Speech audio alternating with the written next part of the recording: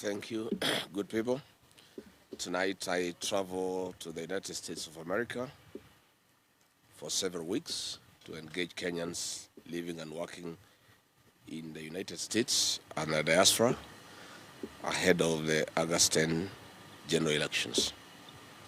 But before I leave, it is my duty to bring to the attention of the people of Kenya on several issues of concern that affects the well-being of our nation. One is the harassment of small-scale gas traders sanctioned by William Ruto. Number two is a plot to rig the 2027 general elections using the Korean Meru Technologies Limited system. Targeted harassment of small-scale gas traders. I've on several occasions brought to the attention of Kenyans on the systematic economic sabotage, deliberate harassment, state-sanctioned extortion, and impoverishment of the people of Kenya by this regime. Lost on its mandate and promises made in 2022, the regime is hell-bent to impoverish the very small-scale traders and the people on whose pedestal it ran. Today, I want to speak to millions of small-scale traders in the gas industry who have, for the last few weeks, reached out to me after months of oppression and an extortion cartel. But before then, let me remind the people of Kenya that this regime was founded on the philosophy of bottom-up economic transformation agenda. But over the last 4 years, the regime is doing the exact opposite. The small trader, the Kenyan retailer, who was supposed to be moved from the bottom of the economic pyramid, now the retailer has been moved to the bottomless pit. Kenya has between 4 million to 5 million micro and small retail enterprises who hold dukas, kiosks, and market stores. They form a majority of neighborhood shops supplying daily household goods. This number is well over 60% of the medium and small enterprises market base. On 2nd March 2023, at the Kenyatta International Conference Center, William Ruto, during the launch of the Women Enterprise Fund, in the presence of hundreds of women, made the famous Mutungi ya gas promise that the price of the 6 kg gas cylinder would trade between 300 to 500 Kenya shillings from the then 2,800. This was to be effective from June 2023. Little did we know that he was planning to raid the trade and dominate it. For the last 2 years, small-scale gas dealers have been put under ruthless state-sanctioned seizure, systematic harassment, and a total subversion of the regulatory framework and the guidelines for the retail of liquefied petroleum gas in cylinders. Let me break it down as this is happening. In June 2025, the Deputy Inspector General of Police, Electoral Lagat, formed a clandestine police unit, which is stationed in Hurlingham, Nairobi, formerly known as the Heart Center. This police station is not gazetted. It is called the Black Site, as it's popularly known. It has an armory, a clandestine budget, and a multi-rank police command with Mr. Robert Linyiru Gituma serving as the OSPD. There are other ranks of SSP, OCS, Deputy OCS, OC Crime, and 25 rogue officers in the rank of constable. This unit operates under private supervision of a private citizen, Mr. Cleve Mutiso. Mr. Mutiso is always in the field brandishing firearms and threatening small-scale traders, doing illegal inspections, ordinarily the duties of the Energy Police Station in Kawi House, Nairobi. Between June and October 2025, this vigilante group operating with impunity raided Nairobi, Kiambu, Kajiado, and Machakos small-scale gas retailers using private vehicles and private lorries. They took away with them over 200,000 gas cylinders. No single inventory was done. No OB entry was recorded, and nobody was taken to court. Where are these 200,000 gas cylinders? These overseas officers report directly to DIG Langat, and they are indeed untouchable. On March 10, 2025, EPRA, in a letter reference EPRA/PEACP/SE/1/CO/PM, declared itself the sole enforcement agency in this sector. However, the vigilante group under DIG Langat and Mr. Mutiso get direct support from one Deputy Director of Surveillance and Enforcement, Major Retired Agostino Uma, who shares crucial intelligence and points of sale for the licensed small-scale traders. I'm aware that on 21st August 2025, the small-scale gas retailers in Kenya, who are over 500,000, wrote to President William Ruto on this matter, and a letter reference MBN/GAN/97/25. Again on 1st April 2026, under reference MISC/2026, they wrote again to President William Ruto. After these letters, the harassment has more than doubled. Hithato, the pain is more. When Eliud Langat deployed this team to North Rift, Nyanza, and Western regions, they forcibly took away gas cylinders and vehicles and put them at the Kakamega police station. When they illegally wanted to prosecute the matter, the Office of the Director of Public Prosecution via letter reference ODPP/KAK/CAM/1/069, dated 18th October 2025, stated that this operation was carried out without notice to EPRA and therefore improper per Section 11E of the Energy Act 2019. The above is just one of the cases of brutal and constant harassment, arbitrary and unlawful arrest, and unlawful enforcement procedures against LPG traders. It must be clearly noted that no LPG trader is against any regulations and laws. The question is harassment, arbitrary arrests, illegal seizure of gas cylinders, and extortion by DIG Langat and his militia. We note that when the current acting EPRA DG, one Dr. Okech, is seemingly overcompromised and accomplice or not in charge of EPRA, the raids have been intensified by Mr. Cliff Mutiso and DIG Eliud Lagat. We have evidence that the seized gas cylinders are channeled to private and upcoming LPG enterprises owned by politicians and other state actors. One of these farms is in Kitengela, and Kenyans saw these gas cylinders during the Olkalau by-election, and your guess is as good as mine on who owns this enterprise. The people of Kenya had over 500,000 traders of LPG gas demand as follows: that the inhuman treatment and physical assault of small-scale traders by this vigilante group be stopped immediately, and the black site in Hurlingham, the illegal police station, be shut down forthwith. Number 2, legal action be taken against Mr. Mutiso, Deputy Inspector General Eliud Langat, the command of this ungazetted police station, and the 25 clandestine rogue police officers. Number 3, the 200,000 gas cylinders seized before they returned and to the affected traders compensated as per the law. Number 4, the rogue EPRA officers led by Major Retired Agostino Uma and the Acting Director General Kech be investigated and prosecuted for abuse of office and subversion of regulations. 5, that the legal framework and guidelines in the trade of liquefied petroleum gas be observed and followed to the letter.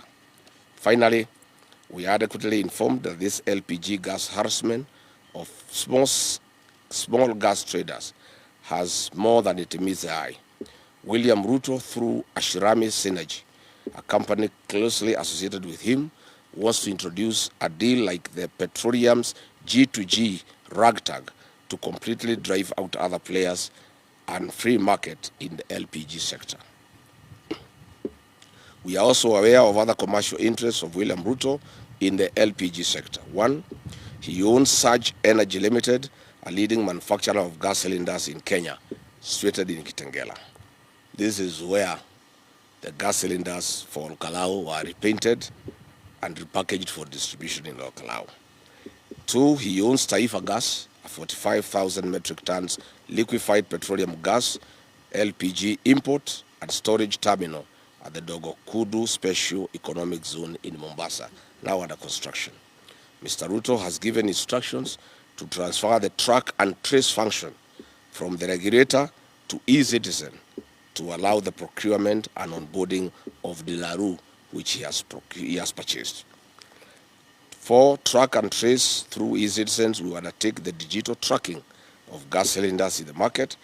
This contract is being awarded to De La Rue, and we all know that William Ruto owns De La Rue. Mr. William Ruto, please leave small-scale traders alone. You have taken too much. And again, we kindly ask you, how much is enough? The Kenya Integrated Election Management System.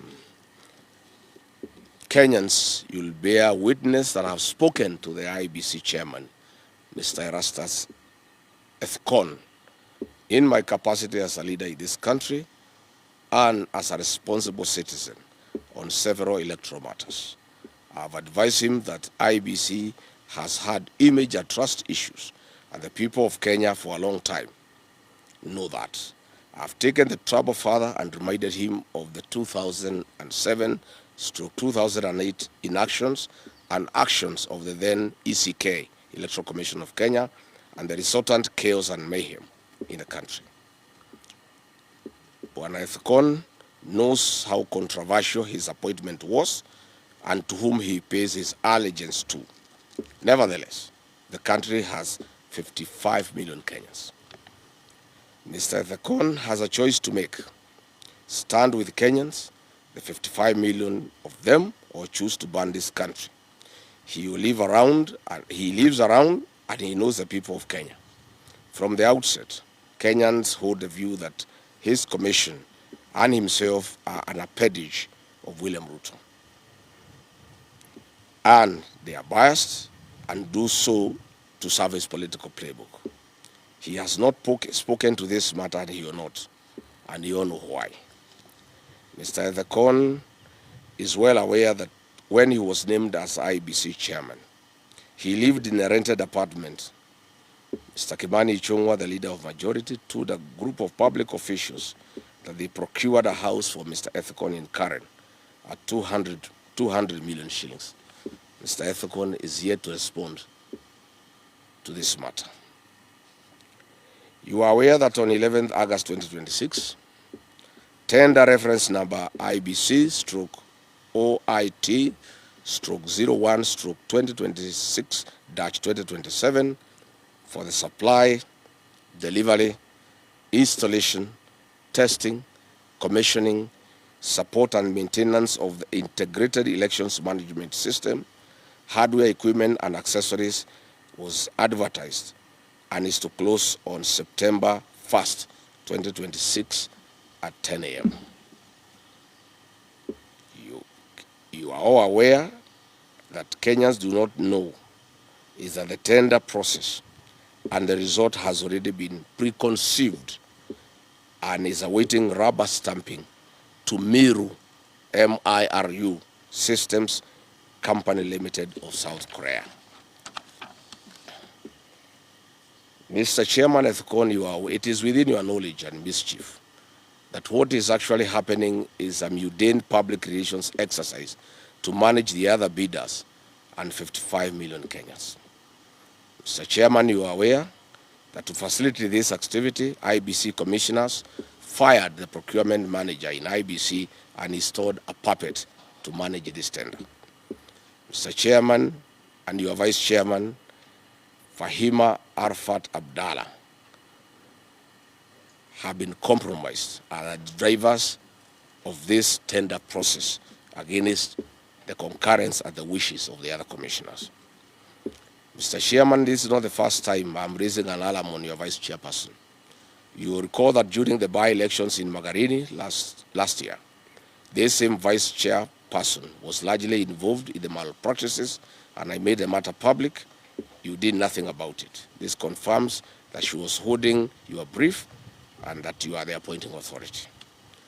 Mr. Chairman, with your concurrence, the PS for Interior, Remo Domolo, the PS for Immigration and Citizen Affairs, Mr. Belio Kipsang, have held meetings with Meru Systems Company Limited of South Korea. They are in the process of giving to the company access to the country's voter registration database for integration purposes. But Kenyans are asking, who is Meru System Company Limited? This is a South Korean company with a very bad history of rigging elections across the world. Their global failures are well documented, having faced allegations of faulty technology in Argentina, Philippines, and the DRC, where they deployed their equipment and technology. In 2018, Meru Systems Company Limited supplied BVR kits to the Democratic Republic of Congo. Reports show that they delivered the election equipment 6 months late. Following the controversy, the South Korean government publicly distanced itself from this company.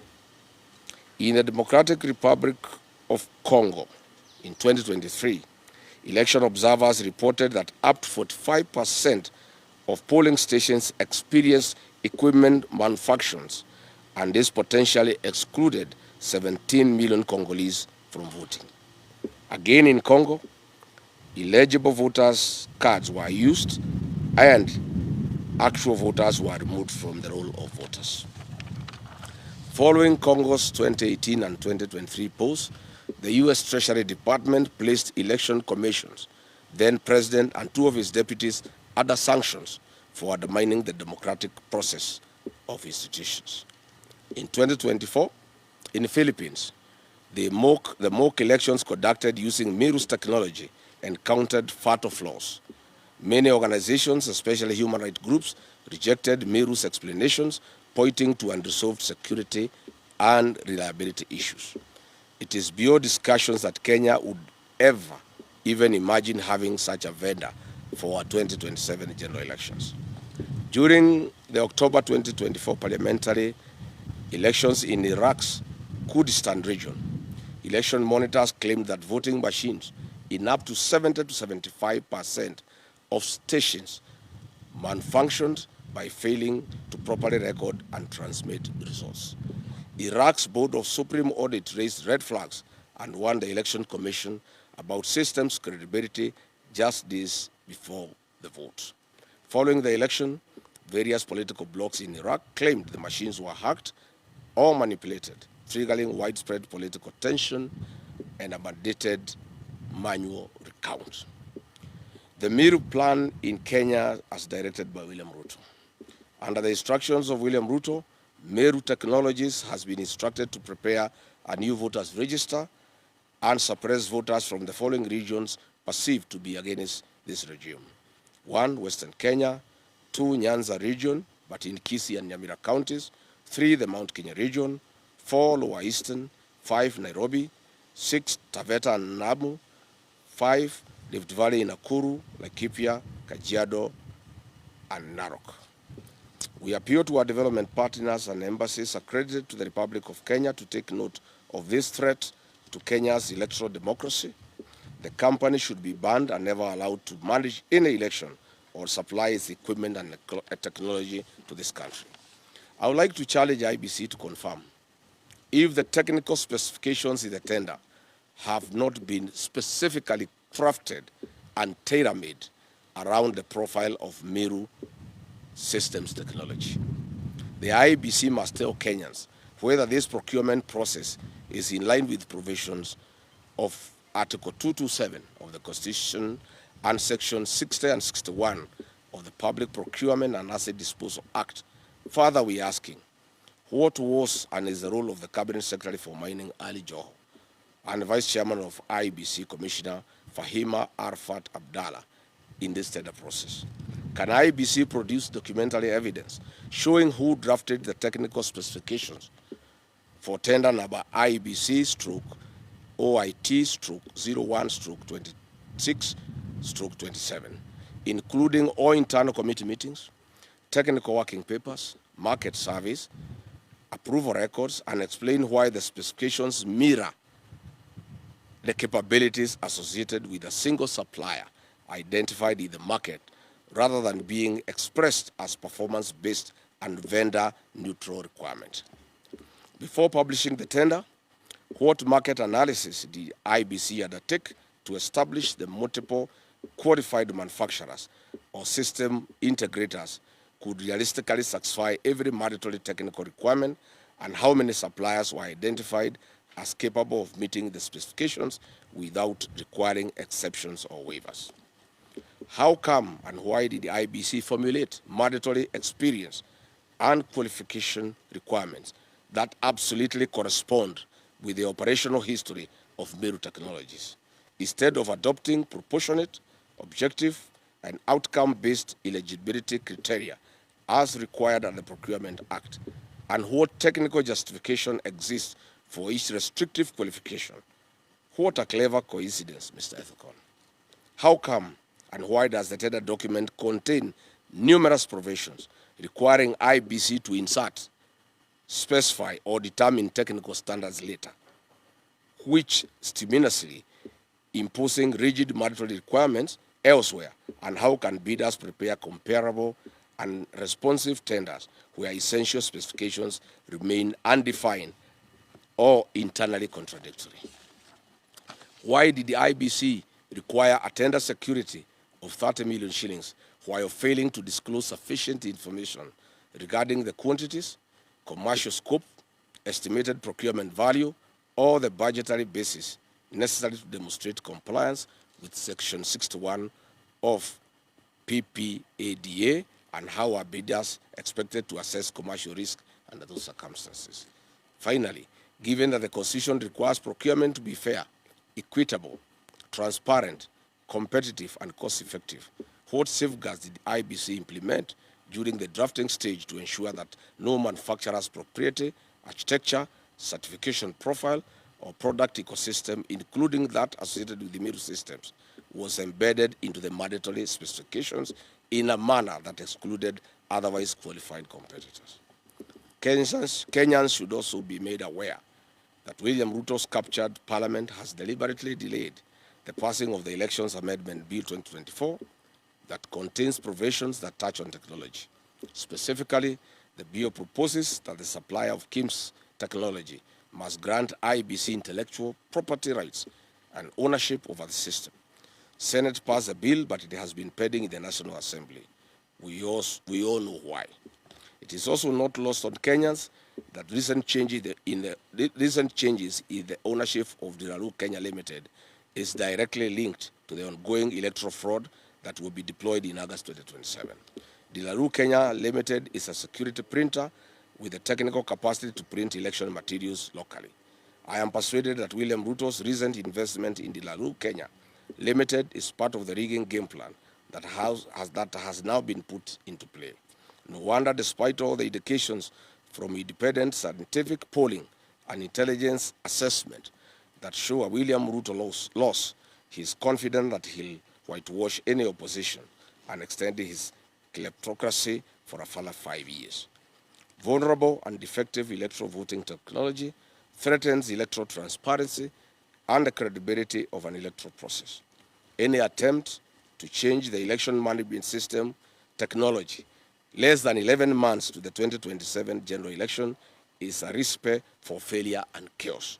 The real mischief of IEBC, as directed by William Ruto, is to interfere with the voter register during the digital migration of data from the Smartmatic KIMS to the Meru technology kits. This they intend to do the last minute so that there is no room for corrections. This will cause massive vote rigging and voter suppression in some areas. Good people, that is what we needed to say about the harassment of small-scale traders in LPG gas trade and the attempt to bring this technology from South Korea that has failed everywhere, and specifications are tailor-made. And I've been told that the technology will cost 6.5 billion. up from the 4 billion the current system is charging, creating a 2.5 billion bribe to the IEBC commissioners and their cronies.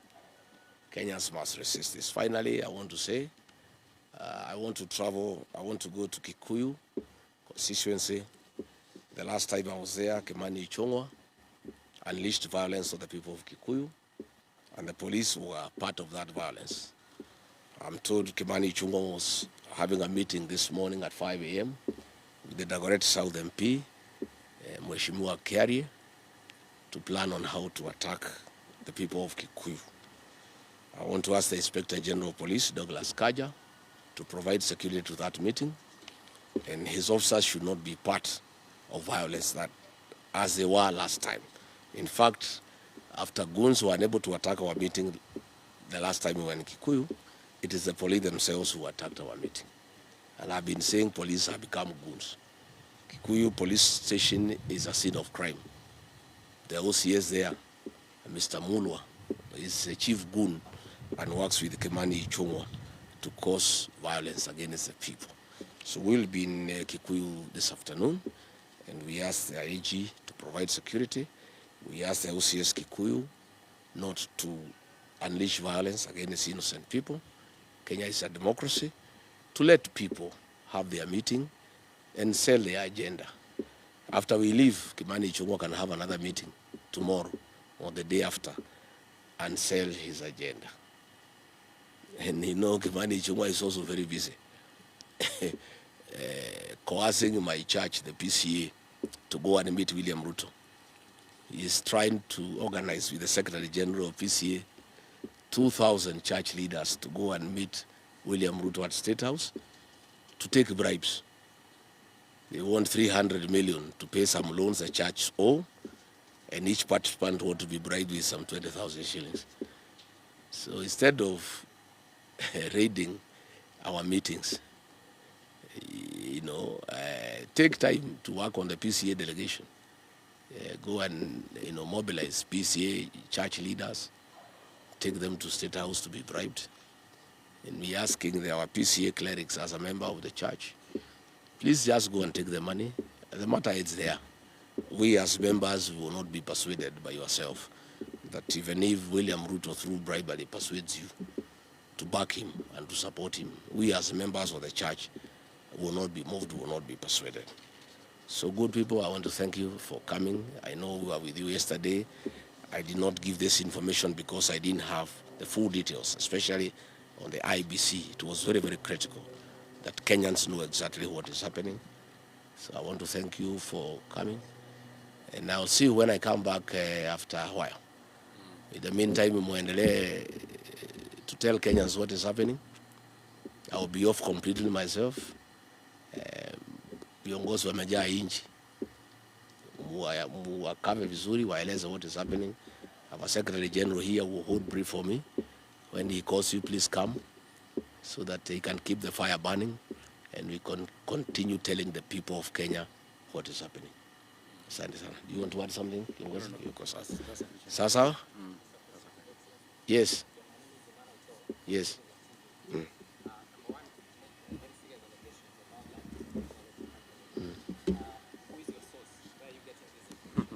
IBC, inside IBC. You know what is happening? Manoto. And you have noticed, Kenyans are very patriotic. That is why Rigathi has a lot of information. And Kenyans have come to trust me. You know, previously, leaders in the opposition will be given privileged information of a confidential nature. And they use it to trade with the government to get money and other favors.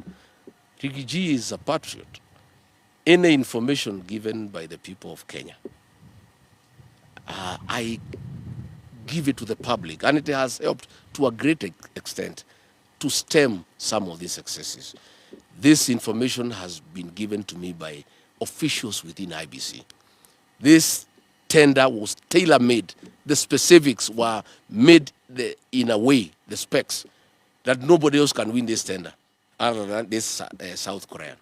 And you'll see, I'm told even the competitors have gone to the Procurement Appeals Tribunal to say, no, you cannot do specs that are tailor-made for a company.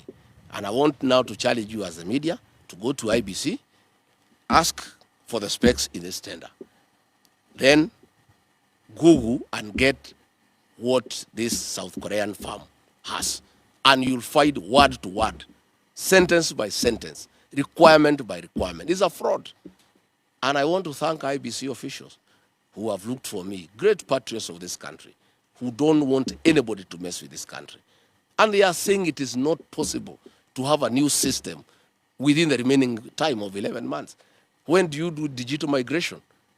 When even tender now has been not been awarded. By the time it is awarded, they come, digital migration. The elections are here.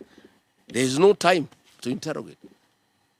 I want to recommend that the current system of mathematics be retained, because already they have the data, they have the experience, and we have seen them do elections. I saw in Olokalau, the system was quite okay.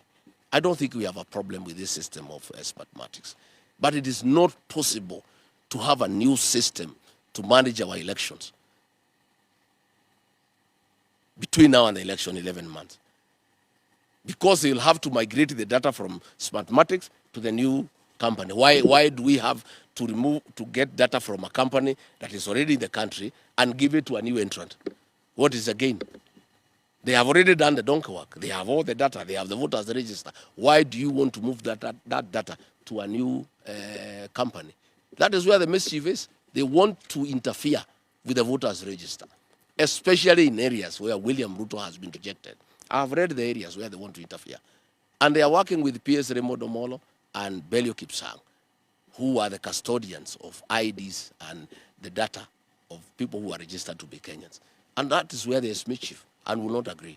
And I want to thank the IEBC officials who brought this matter to my attention.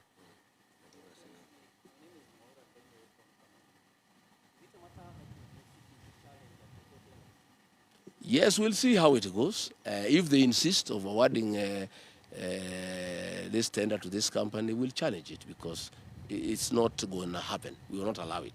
Because it's totally absurd. And you can see the intention. It is clear that it is, and this is a company that has failed in every country they have been. So why do you want to bring failure from other countries to Kenya? We cannot accept. Thank you very much. Nafikiri hiyo inatosha. Ndio.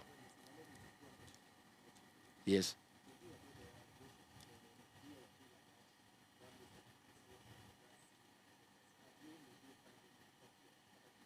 File to who? If DIG Lang'at is a suspect, you file to who? You can only talk to the Kenyan public. Utashitaki DIG Lang'at kwa nani? Yeye hata ndio mkubwa ya Kaja. Kaja is the IG, but he takes orders from Lang'at. Where will you report Lang'at?